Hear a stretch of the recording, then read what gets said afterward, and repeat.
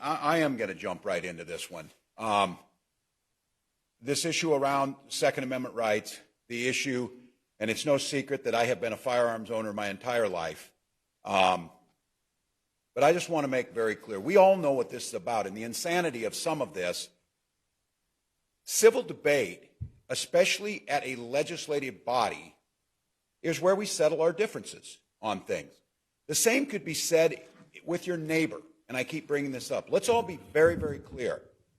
In the midst of heated debates, especially around a presidential election with false claims of voter fraud and tensions running high, you're not carrying that weapon about a freedom or a statement. You're carrying it about intimidation.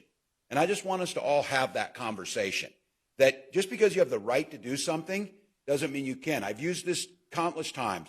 You have something about a fence dispute with your neighbor, and you go over and knock on the door to talk to them. That's what neighbors do. They talk and get this out. You may not even be happy about it. You walk over there carrying an AR-15, the situation is different, and the conversation is different.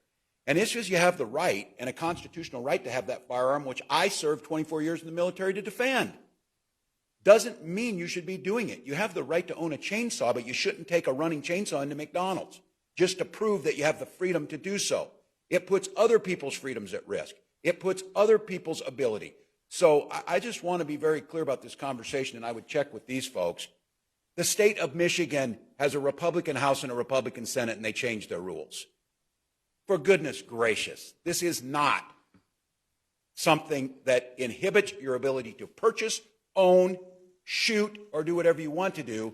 But in the middle of a heated political debate on public land where other people come, to carry that thing in a reckless manner is meant to intimidate.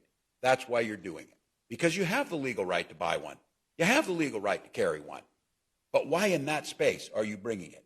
Now, again, not to express that. You know why you're bringing it. And so I would like maybe the Lieutenant Governor, this is a question that will come up in the advisory committee on Capitol Area Security. And I would encourage a robust conversation about this. And I would note, we wanted to have a robust conversation about some of these things last year, but one member of the Senate said, I'm not interested in it, and it never had a hearing.